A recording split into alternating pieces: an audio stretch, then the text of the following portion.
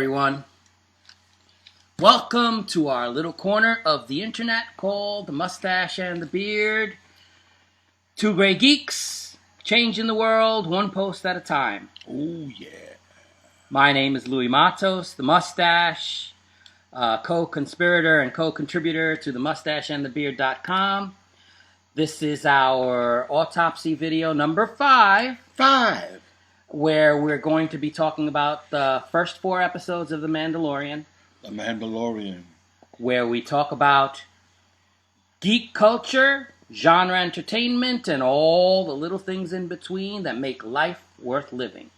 Joining me today, as always, is my buddy. Hi, this is Junior Figueroa coming to you live from Puerto Rico, also known as The Beard. Didn't want to forget to say that. Coming to you live from Puerto Rico, where the women are hotter, the beaches are wetter, the martinis are drier, and we should know. Booyah. Booyah. Yeah, and if you can't figure out that I'm the mustache and he's the beard, maybe you're not a great geek. Then I think maybe you need to tweak your picture there because you're not seeing things clearly there. I am the beard because I have a beard and no mustache. He is the mustache because he has a mustache and no beard. And, if you're new to us, well, you can't have known that. But if you've been following along, you should know better. And if you've known us for 20 years, come on. 30 years. My partner and I have been together for 35 years. Yes. 35 years. Been buddies a long time. 35 years. All right. So, we are here today to discuss one of our favorite subjects. You going to talk about me? Not your favorite subject. Oh. Our favorite subject. Oh. Which is... I was hoping, Yeah, Star Wars. Star Wars! So... Oh, come on. Let's be honest. Right? You're sitting in a darkened theater. Right? And suddenly, it comes up, the music, and a long time ago in the galaxy. That scroll, yeah. Yeah. Honestly, doesn't your heart start beating It does. faster? It does. Don't you get excited? Even now, after all this time, after all these years, and the fact that we're supposed to have outgrown this. Yeah, right. Doesn't your heart beat faster? I know. I was 11 when I saw this in the theater for the first time. All right. I had no idea that we were going to get blown away. Honestly, I didn't. I expected to like it. I went to the movies. Went to the movies a lot. Love science fiction. Science fiction movie. My cup of tea. Sitting in the theater. Except it's not science fiction. It's science fantasy, all right? Okay, but Star Trek is science fiction. But I had no idea. At the time, I did not have any idea. You're right. Right? It's a space opera. Right? A little space operas. So I'm sitting in the theater. I had no idea that I was going to be blown away. I had no idea that the movie was going to end and I was going to be in my seat. You know? None of us did. Yeah, None of us did. That music started the transporting you somewhere and everything else that followed. It says chapter 4. I missed something? Come on, everybody had that same reaction. What? We missed 3 movies before this one?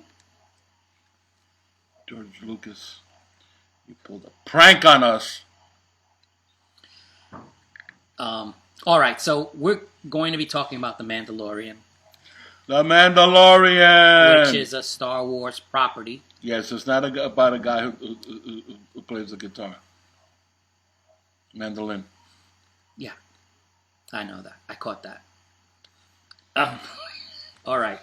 So, we're going to tell you a little bit about the Mandalorian. Going to go through some of the beats of the stories and episodes and things of that nature. We're only doing the first 4 episodes. Right. So we'll be doing a further autopsy down the line, where when the next 4 episodes come out. Yeah, it's only an 8 episode first season, so we're doing half, and then we'll do the other half. Yeah, it will definitely be after the holidays. Yeah. All right. So The Mandalorian is a space western set in the Star Wars universe. Yes. It takes place 5 years after the events of Return of the Jedi. Right. Which was a highlight, and follows a bounty hunter in the far reaches of the galaxy, far from the authority of the New Republic. It's a Disney show. It's a show on the Disney Channel, slated for 8 episodes, created by Jon Favreau. Jon Favreau. In case you don't know who Jon Favreau is, aside from being a writer and director, he's also the guy who played Happy Hogan in the Iron Man movies. Remember Happy in the Iron Man movies? That's Jon Favreau. Remember Monica's boyfriend in Friends?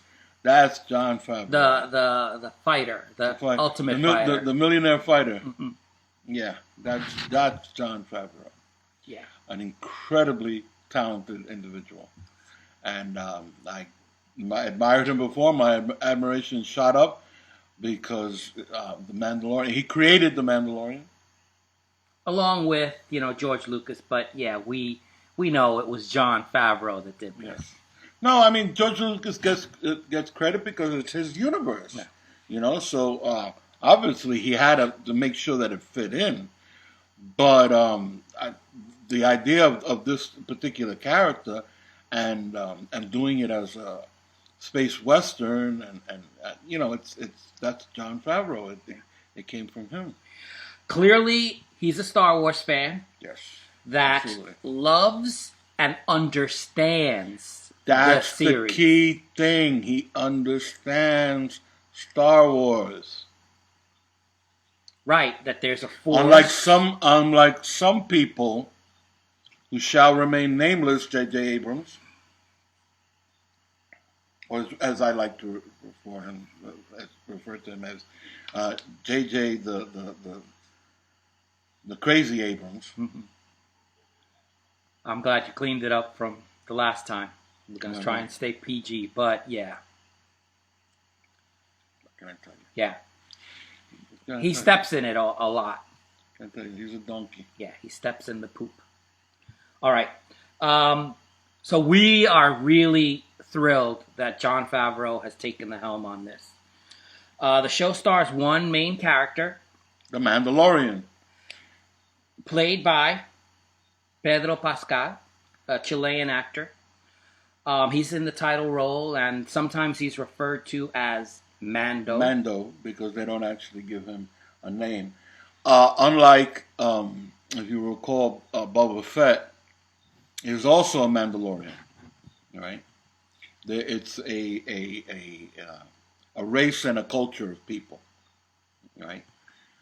To which Boba Fett belonged to, and to which the Mandalorian belongs to. However, in his case, in our hero's case, they haven't actually named him, so calling him Mando is like a nickname.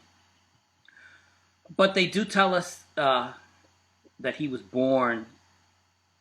Well, he's a Mandalorian because they took him in. Right, he's an adopted Mandalorian. Yeah. So as a foundling, as a little kid, he was. And they use that term, foundling. Yes, all the time. Yeah. All the time. Apparently, this is how they increase their race. They have adoptees. All right, and so he's taken in and he's also they showed and demonstrate that he is a gunfighter. And so this is very Western. Quick draw. From the first episode, we were very much like, wow, it's very Western in the way that, the stranger coming into town. Stranger comes into town, bad things happen. Yep. The first episode of The Mandalorian comes into town, bad things happen. Absolutely.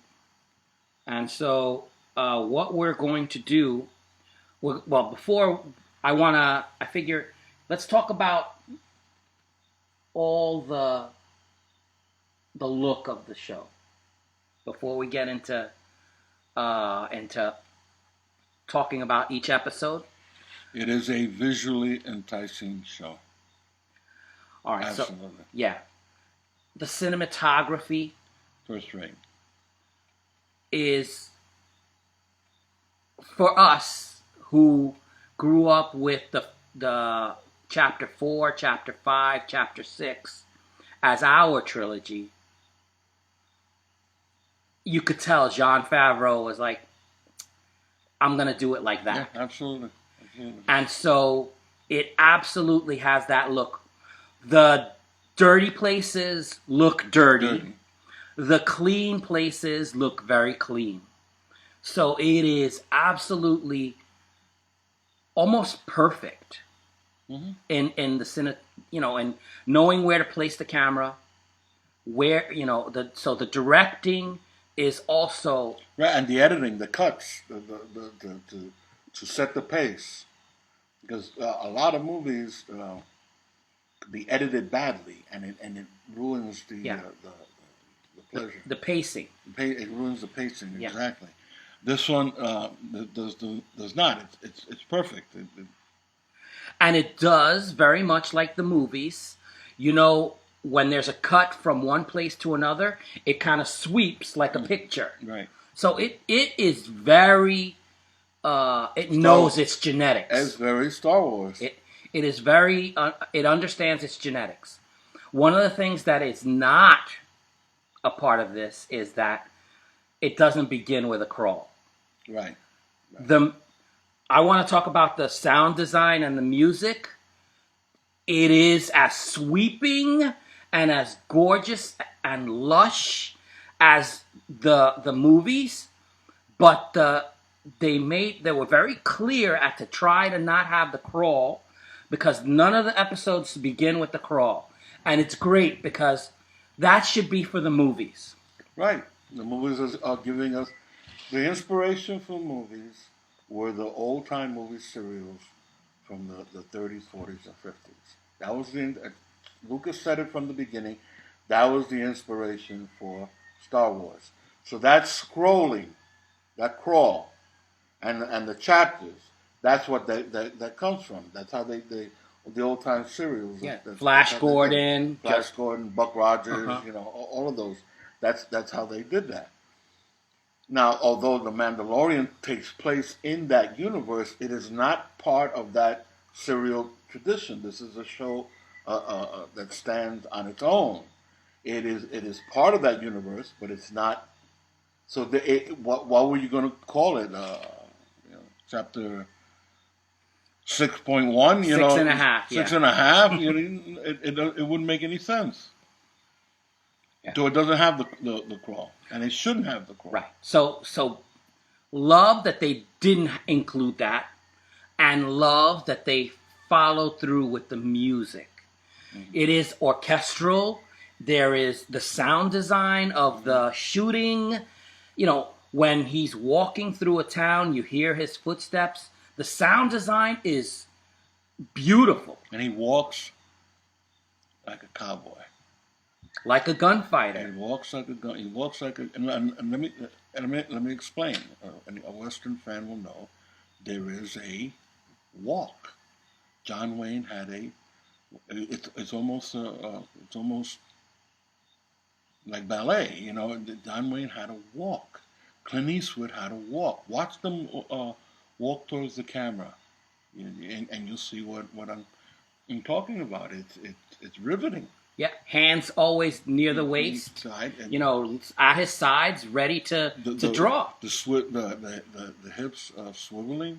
It's important. This stuff is important, and so actors work on this. That walk is not by accident. Yeah, it's overt. It's on purpose. It's letting you know I am a gunfighter. It's instead of holding up a sign and saying "Me Gunfighter," the walk tells you everything. All right, yeah. So also love the costuming. I'm talking about these ancillary things to show you the minute detail that is absolutely included in every shot. If you saw, which you better have seen, do not get me angry. If you saw A New Hope, Chapter 4, Star Wars, the first, Star Wars movie presented, you know that there's a canteen scene. You know there's scenes in the desert. You've seen these things. Yeah, the ice planet. The ice planet. You've seen these things.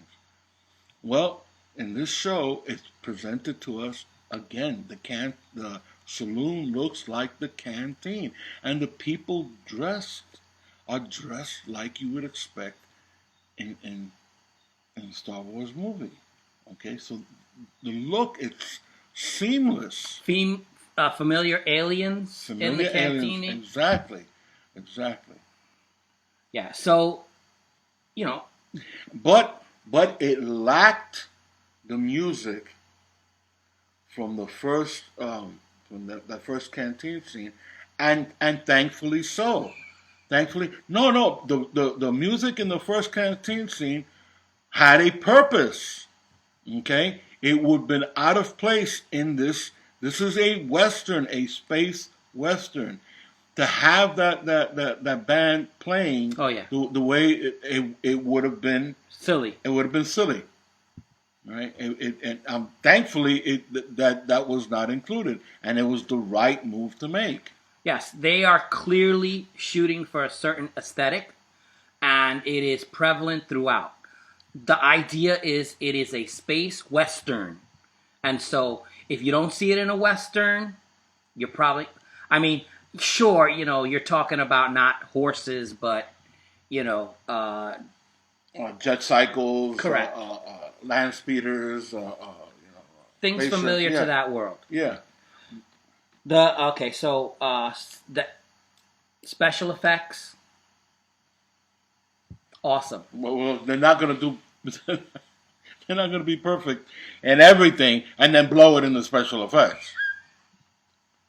Right, and so the CGI is really superior, and puppetry is something that we need to talk about.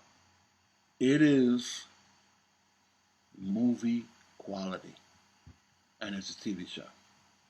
It is not only movie; it is major movie quality. This could have been shown in an IMAX theater. Okay. And it's a TV show. And they're 30-minute episodes, so it's constant bang, bang, bang, done.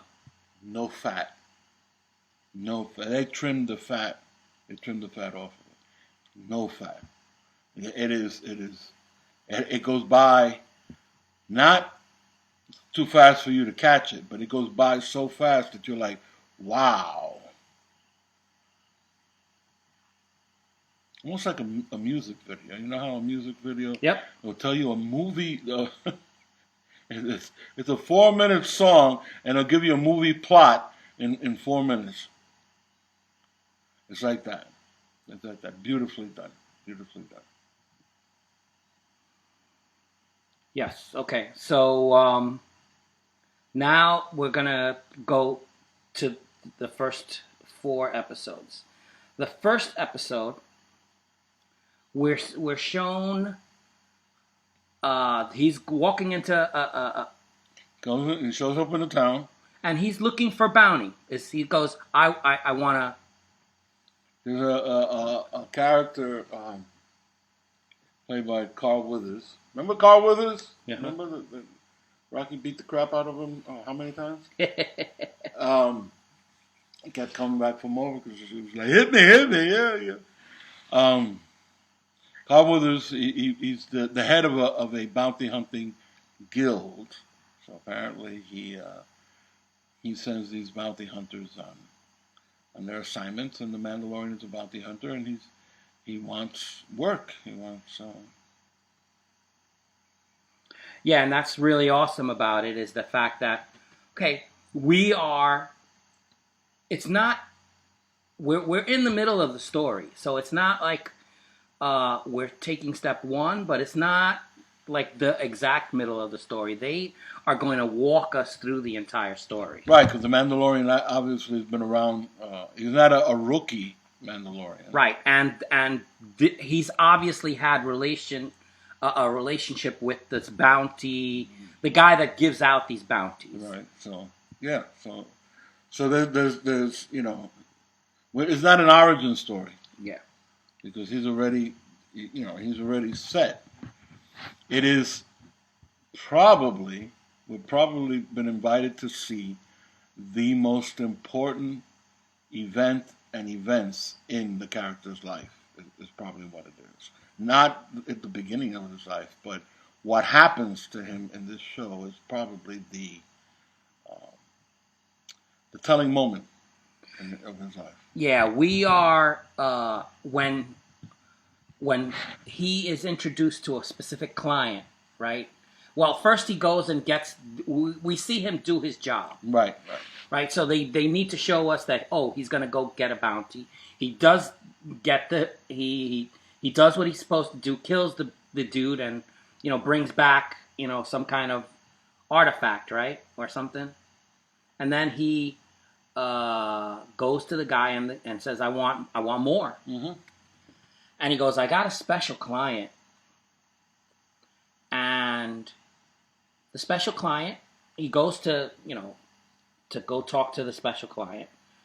It's an under the table kind of commission type thing, whereas this is a special, I need you to do this, right?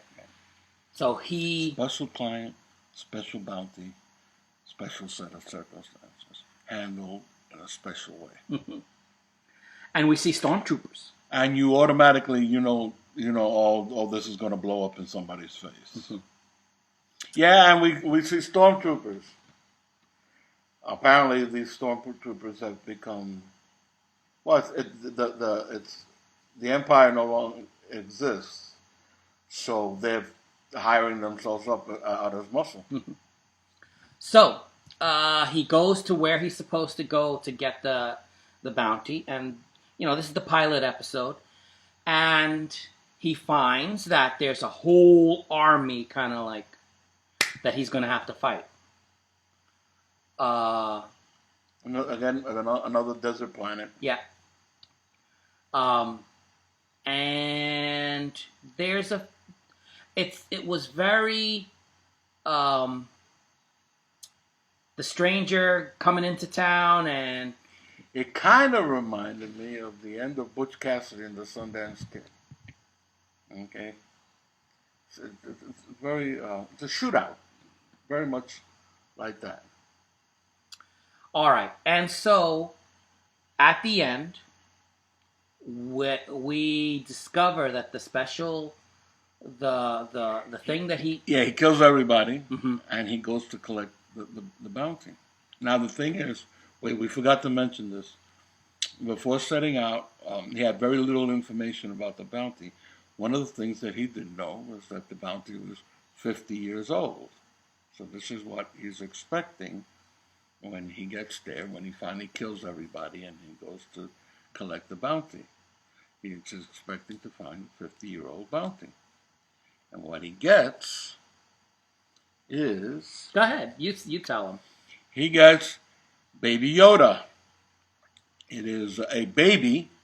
From Yoda species. Of Yoda species. Yeah, we don't know. We don't know if there's any connection between the baby and any familial or even genetic connection between the baby and Yoda.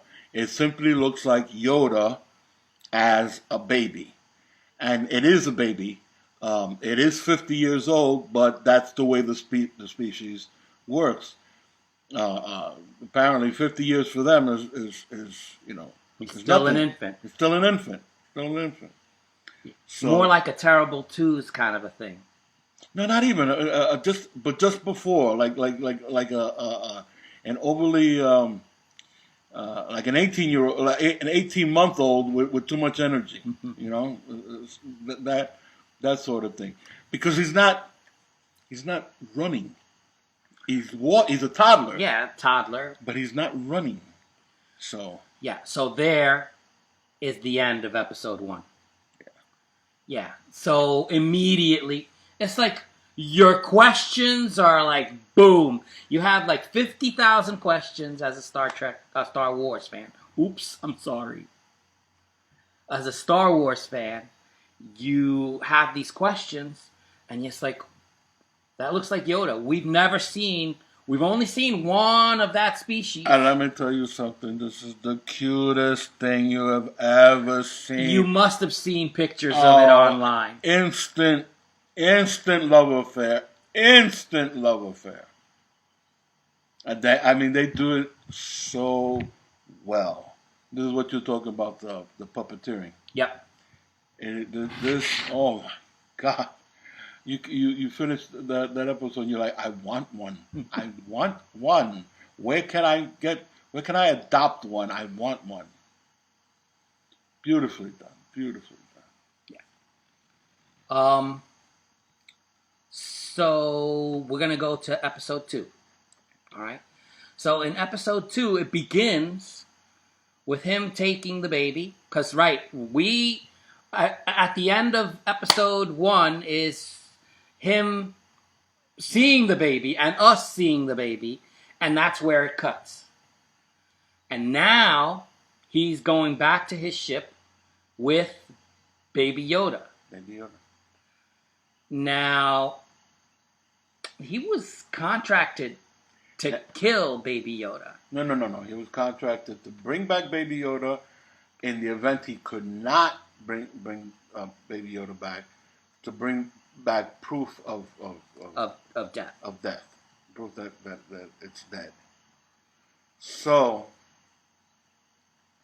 we get treated to Baby Yoda being Baby Yoda on his ship. But before he gets to his ship, though, he wasn't the only person contracted to pick up this bounty. In fact, almost every bounty hunter has received this from Carl Weathers' character, which is Krieg, I think is his name. And so before he gets to his ship, he's got Baby Yoda in his hands, and all these bounty hunters not in the way of him getting to his ship. So he's got to fight with a baby in his hands.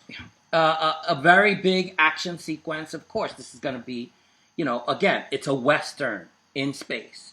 So they give you this whole, him fighting impossible odds and being very good at his job. But then he's a Mandalorian. I mean, they are special. All right. On the ship, the baby acts like a baby. Starts playing with the. Oh no! But before that, you're going like I think to episode 3, because episode 2 is still with the Jawa stripping his ship. Okay. Yeah, it's the Jawa stripping his ship. So now he can't even get off the planet yet. And then we're reintroduced to the Jawas. Yes. Remember the Jawas from chapter 4? Yep. A New Hope. Mm-hmm. Yeah. So here we're being treated to the fact that they strip his ship and he's stuck, and there is a There's a water farmer. Okay. And he helps him. Voiced by Nick Nolte. And his thing is, I have spoken. I have spoken. Yes. He ends any possible argument by, I have spoken. Yeah. So you're gonna do things my way. And the Mandalorian is just not the kind of guy who's going to argue. Yeah. I have to tell you the truth. I've seen 4 episodes. I've yet to hear him raise his voice. Yes, he's very low key. He if someone's gonna give him a hard time, he's gonna speak with his guns. Right. Or walk away. Or walk away. But he is not going to scream. He's not. All right, and so, do we really want to talk more about that episode? Well, they cut a deal with the Jawas. The Jawas are willing to give him back his stuff for an egg. Oh, okay. So he has to go steal an egg from this monster, and the monster's kicking his butt, basically. Monster takes him by surprise, starts kicking his butt, and he's saved by Baby Yoda using the Force to stop this monster and to lift it up in the air. It looks just like how Yoda used to do it. Exactly how the hand gestures and everything, and closing the eyes, and exactly. So because of the baby's intervention, he wins. He's able to get the egg and get his equipment back and complete his assignment. Yeah. But he was only able to do that because the baby helped him. And there's no mention of the Force. No. There's no, I don't know how he did that. Right. We know. Yeah, we know because we're in the universe. But within the episode, the Mandalorian has no idea. Mandalorian has no idea what this baby is. He knows it's a baby. Mm-hmm. He knows he's getting paid for it. Right, but he has no idea what species it is or what's the significance. At this point, he doesn't even know that it's a boy because he keeps calling it it. Uh-huh. And the episode is called The Child. And yeah, so this is, because there's not a lot of talking. All right, there is, the characterization comes through action. And so that's how we see Yoda. And certain conversations. It's right. Conversational. In other words, because somebody says something, his response may tell you something about him and where he's coming from. For example, we said about the foundling, the word foundling. He uses it twice. He uses the word foundling twice, and then he has flashbacks that we get to see. Yeah, and we get to see him little and orphaned. So he uses the word foundling twice, and he himself was a founder. All right. So chapter 3 begins with the delivery of the child to the client. All right. Extremely menacing. Yes. Again, because the stormtroopers are around him, and this client is called the Client. There's no name for it. Extremely menacing. The actor's accent, look, and delivery. It's chilling. Yeah, and this is the actor is a director who directed Agira, The Wrath of God. So, I mean, just from the title of that movie, you get a sense of this director is not all up there. This is a director that's a little bit of a nut. Okay, so we get this sense of this menacing client, and he's delivering the baby. He hands the baby over and the guy gives him stacks of this Beskar metal. Steel. Beskar steel. All right. And so, and they look like, metal plates. And so. Ingots. They look like flat steel ingots. Okay. So he takes this metal. This bounty. And he walks out with it. And he goes to the Mandalorian center. I guess. I'm not Yeah. sure what else to call it. Yeah, the headquarters. There's other Mandalorians there. And he goes and we've seen this before. His interaction with this individual who's kind of like the a controller of the metal, and so she Runs the forge. Yeah, she runs the forge. Oh, she's actually, I think she's called the armorer. And so he gives her the metal. She takes, some of this is going to be good for the foundlings, to take care of the, of the young kids that are adopted by the Mandalorian tribe or, group. Clan, whatever you want to call them. Yeah.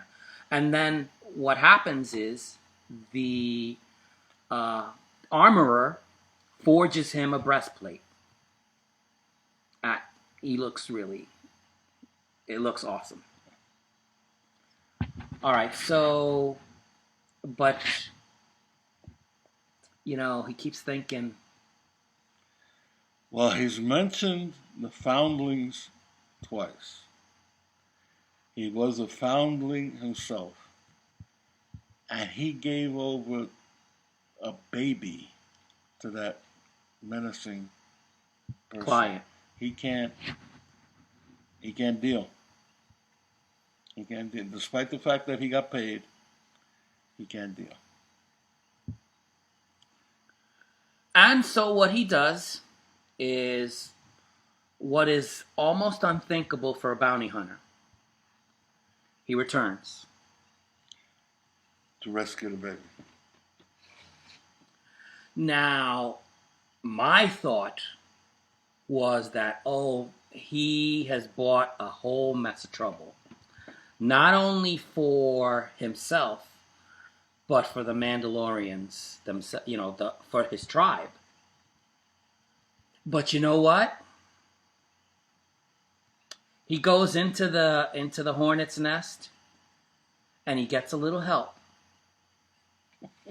He gets a little help from other Mandalorians. First, it's like they all knew. He's got to fight his way into where he dropped off the baby. Then he gets the baby, and now he's back to fighting with the baby in his arm. He's got to fight his way out. In the meantime, because he did this, they put out a bounty on him to all the other bounty hunters from the guild. So when he gets out, he has to face another army, including Carl Weathers. Now you think he's gonna buy it. You think this is it. He's done. I mean, he can't get out of this. No, he's rescued by the other Mandalorians. They weren't upset with him for what he did. No, it's like they knew that this is what we need to do because it's a foundling. This is what we are. And so the Mandalorians come in, and basically they kick ass. Awesome. All right. So that would lead us. So they get away. Yeah. They get away. So that would lead us to chapter 4, episode 4.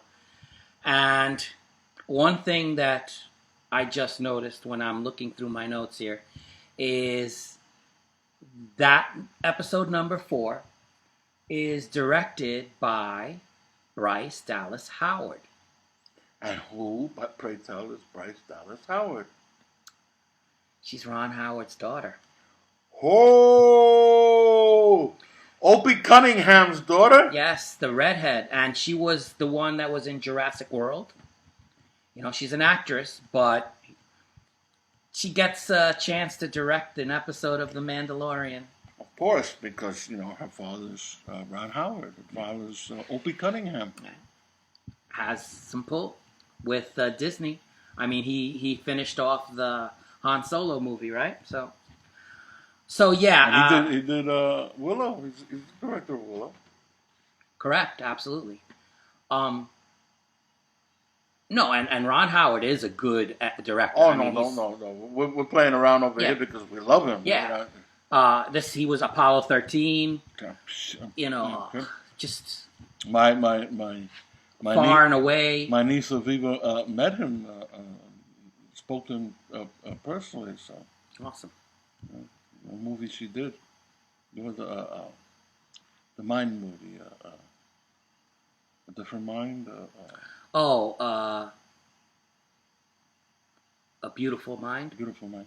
She was one of the extras. Oh, I see. And he was Ron Howard was taken with her. She's beautiful. She's beautiful. She has to be, of course. She's my niece. Yeah, that's the reason. Yes, it's genetic. It's genetic. All right. So that takes us to the episode entitled Sanctuary. Sanctuary is a special episode. Here is where we get to know a little bit more about all of our characters, the two characters that we're beginning to care about. Yeah. Again, now here, the Mandalorian, he says, I've got to go to like a deserted planet, someplace that is like, out of the way. So and free from, bounty hunters. Right, and people and he says that his intentions is to hide out there for a few months. It's not that he's looking for a place to hide out for a couple of days. He's intending to go for months at a time. Yep. All right, so so it's before they land, they give us a little idea of the planet that they're going to, right? That it's we see a picturesque kind of farming type community. Yeah, they look like Vietnam. Yeah, it looks like rice paddies, right? Yeah. Rice paddies. Whatever they're farming it in water, which is not always rice. I mean, you grow cranberries in water also. So Yeah. There are other things that. But whatever they're doing, it's rice. It's paddies. It's water paddies. Yeah, and it's water mixed with dirt, and I mean it's got that look of what you would think Vietnam looks like. Mm-hmm. Of a Vietnam town and village, and we see ugly ass aliens. Yes, aliens come. Ugly ass aliens. They come to raid. They're raiding the village. Mm-hmm. They're raiders. They're raiding the village. Yeah, and so we see them just pick up stuff and run. They shoot up. They make villagers go screaming. Ah! They go hiding. A particularly important character later on hides in the rice paddy with her daughter. Mm-hmm. That's how they manage to not get themselves killed. And because we're still with the Western theme, it's like Magnificent Seven is something that he mentioned, and I said Seven Samurai, which is basically Seven Samurai was first. And in Chinese, it's a Japanese movie. Sorry, and then that's what Magnificent Seven is based on. It's the same story. Yeah. So basically, the in the Magnificent Seven, the villagers or the Seven Samurai, the villagers go looking to get help. Mm-hmm. They're getting raided, and they go looking for help, and that's what happens in this movie. And the help that they wind up asking. The person they wind up asking for help for, with money, they're willing to pay, is the Mandalorian. Now he already just prior to that, he has a run-in with an ex warrior. He uses a word. I forgot the word now. Drop. Shock troop mercenary. Yeah, she's ex-rebel shock troop mercenary. Right. Cara Dune. So, played by Gina Carano. Okay, we'll keep it PG. You take a moment, I'll take a moment. Love this woman. Love this woman. She's got bigger biceps than me. Yeah, love it. And if you were you're a fan of Fast and Furious, she was she was in one of the Fast and Furious movies. She was And Deadpool. Deadpool, right? She's hot. Anyway, they meet up. They fight. They're both in the planet doing the same thing. They're trying to hide out. Yeah, she's laying low too. She's and she says that she got there first, so he's got to leave. So when he's in his ship and the farmers come and they ask him for help, it appeals to him because their village is out of the way, out in the boondocks, cut off from the rest of the planet. It's the perfect place to hide. It's what he was looking for. So he asks for the money. So then he goes and he gets what was her name? Cara Dune. Cara Dune. He goes and he gives her the money and he gets her to come with him, and that the two of them are going to protect the village. And that's what they set out to do. Except there's a little wrinkle in the whole Yeah, and plan. we won't talk about the wrinkle. We don't need to talk about it. But it's Now the Mandalorian is in a situation now with these villagers for them to ask questions. And in their asking the questions and his he stays in the home of that person that I told you that hid with her daughter in the rice paddy, and that's how they got away from the raiders.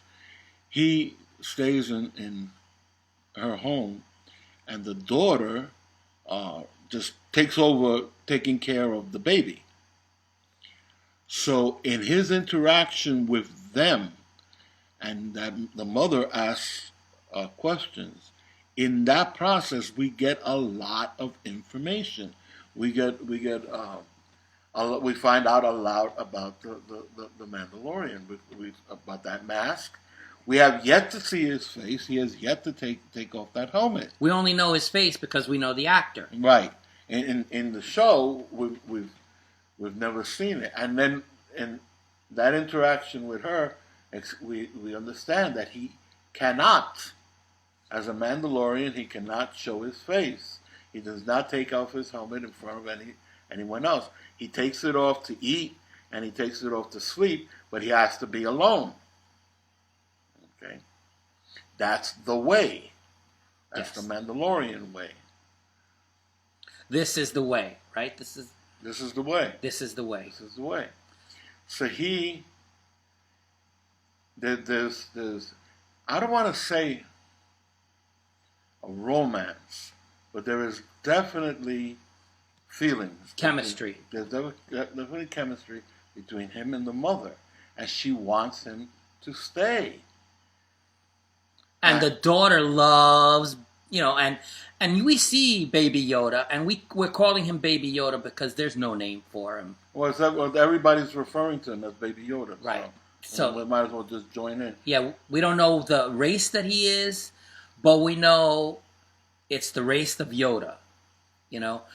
So it's being called Baby Yoda, not completely accurate, but because it's not there's Yoda. nothing Yoda else. died already. Yeah, we don't know what else to call And him. we have no proof that there's any kind of familial or even genetic connection between the baby and Yoda. All we know is that the baby is the same species as Yoda, a baby, A boy. and it manifested the Force. Yes. That's all we know. Yep. And that there are people who it is assumed are connected to the Empire. There are people that are after this baby. Why? We don't know.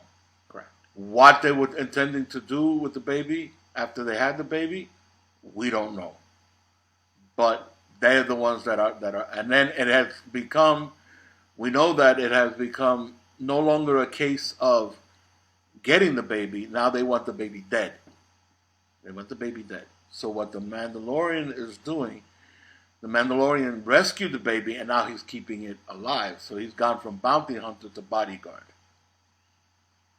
and in the process, we are led to believe. I mean, there's no reason not to believe it, but nobody has said anything, but that Mandalorian has feelings for the baby, and the baby has feelings for the Mandalorian. Um, at this point, after they rescue the village, I'm giving you a spoiler there, but it's not a major one. I mean, come on, you know that they're going to rescue the village. Yeah. He decides that he's going to leave the baby because the baby is so happy and playing with the other kids and fits right in. Yeah. And the mother is willing to take the baby. He's going to leave the baby.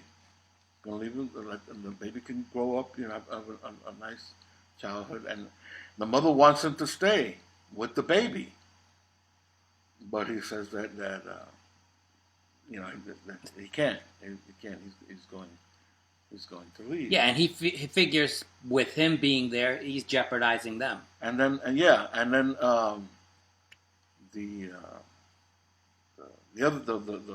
ex shot the other soldier, the girl, Gina Carano. She said when he mentions about leaving the baby, he said that that's going to break the baby's heart, which tells us that the baby loves the Mandalorian. So yeah, and there's a building. We see relationships building there, but the Mandalorian is reticent to keep building the relationships. And do we? Suffice it to say, an attempt is made on the baby's life, and it does not succeed. It changes. Yeah, it changes. But it changes the playing field. Yeah. Because it's now it's not a case where the Mandalorian is putting the baby or anyone else in danger. The baby is the target. Yeah. So without the Mandalorian, they can't leave the baby there. They know that the baby is there. Mm-hmm.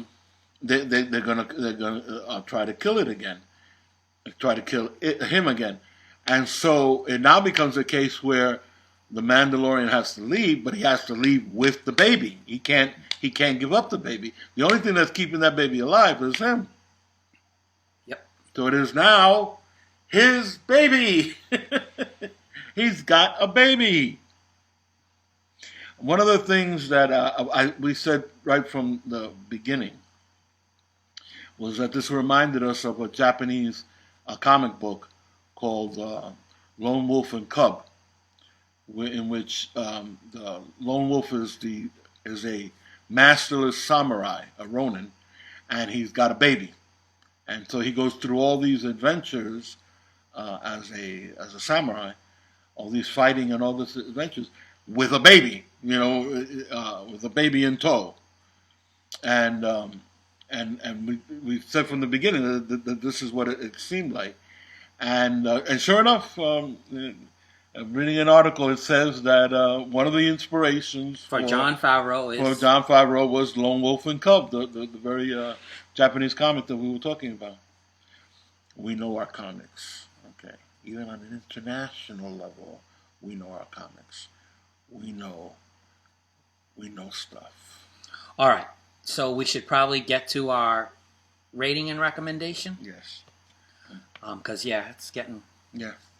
I mean, I know you can't see it. I can't. I can't. I took off my glasses. I can't see. All right. But if I noticed that I keep picking up a glare. All right. There's a reflection in the lens, so that's why I take it off. All right. So, how many geeks would you give this show? I gave Lost in Space 5 Grey Geeks. All right, because it was as close to perfect as possible. And, we only have half the show, right. So let's not go crazy. This is just for those 4 episodes. Yes. So they may jump the shark in the next episode. Yeah, so I'm going to give it 4 3/4 Grey Geeks. Just so I don't go, I have a tendency to be, to over to hype something To and be, hyperbole. to be over enthusiastic. Yes, and my hyperbole. Sweetie, we love you for it. Yeah. It's one of your more endearing characteristics. All right, so yeah, 4 3/4 Great gig, geeks. and that's not even one of our ratings. But Right. you know what? Right, it's supposed to be For this it's show, supposed to be 5, and then 4.5, then Yeah. 4. Yeah. So for this show, I'm making an exception. And you know, we came up with it so we could break our own rules. You know. Yeah, if ever something I love more than Lost in Space, well, that's gonna have to be 5 1/4 Grey Geeks. You know, whatever. It's okay. My turn. Yes. Okay, I want to tell you this. I'm going to do something that I thought I would never do. I'm going to give it 5 Grey Geeks. I knew that's where you were going, or at least I thought that's where you were going. I'm giving it 5 Grey Geeks. I never thought I would because you're in effect saying that it's this is the best that I'm gonna. Yeah, and that is so rare. Not that it hasn't ever happened before, because I would give like for example, in terms of James Bond movies, I would give a Skyfall 5 Grey Geeks. So there are things that I have come across that I think are perfect, Are near perfect, or near perfect, right? Wonder Woman. We were talking about the Wonder Woman the other day. I would give Wonder Woman 5 Grey Geeks. I never thought I would do that for this, but I have to say I'm giving it 5 Grey Geeks, and I have to tell you that this TV show excites me. It is the TV show that has me the most excited. I'm upset that it's only 8 episodes. I know that the anticipation half-hour episodes is that the anticipation is going to get to me. Mm-hmm. But it is the show right now that has me the most excited. Well, I have some good news for you. What's that? I read that second season's already been ordered. Beautiful. Beautiful. Now, I'm making a prediction. It's going to be more than 8 episodes for the second season. I'm not saying how many. I have no idea. But I think it's going to be at least 10. Possibly 13 to 15. Okay, what Netflix, for example, does 15. Network shows will order in 13s. 13 weeks and then 13 weeks. So some other shows will do 10. Wasn't Lost in Space? Was it 10? It was 10 episodes. 10 episodes. Mm-hmm. So I'm just predicting that it's going to be more than 8. The second season isn't going to be 8. It's going to with the reception that this got. Everybody loves it, and everybody's talking about it. It's great for Disney because you have a new streaming service, and guess what? You say, you know what? We're going to do something special for this streaming service. So yeah, you have all of this curated content. And then they give you, they poured their money, they put their eggs in all in one basket. I mean, I don't know what else is coming, but this is a really good idea. Other streaming services have promised, have presented their own original series and have promised. Yeah, Netflix has and not delivered, right? Disney did the streaming service and delivered with the Mandalorian. They delivered. If this is what they are capable of doing, okay, it is worth it. Believe me, it is worth it. All right. Well, we hope you enjoyed our first partial autopsy, our half autopsy on the Mandalorian. We did it this way because if we waited until the entire first season went, we would never have. It would have taken too long, it wouldn't have been topical. So we did it this way, half and half. Yeah, and we had people ask us to do it this way. Well, ask us to do it, and we thought this might be a good idea. Part half now, half later. Half now, half later. With that having been said, We thank you for your attention and affection. Please continue to press the like button. Make your comments. Follow us on Twitter if you're not. Also Facebook. You know, The Beard does some really great stuff on the Facebook page. You really need to go there at least once every 2 days, because he's going to have 10 things there for you. All right. Yes, I will. We continue to press the like button. Please. Be affectionate with the like button. Kiss that like button. Hug that like button. Send us your comments. Send us your criticism.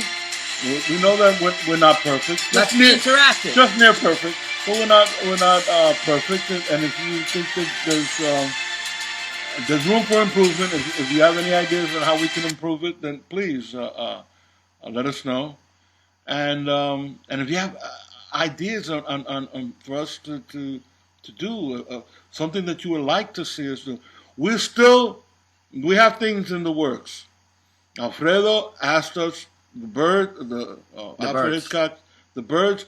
We're gonna do it. We're a little behind because of the holidays. This is true for everybody. Once the holidays are over, we're gonna get back into the groove, God willing, and there won't be any blackouts. And we're gonna do it. So let us know.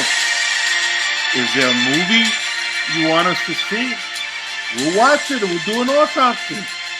Is there a TV show, a series that you want us to books, reading, books, us, please, anything, games, you name it, Let us know, please. Let us know what we got right or what you think we got wrong. As always, continue to support the site. For the Mustache and the Beard, my name is Louis Matos. I'm Junior Figueroa. Peace.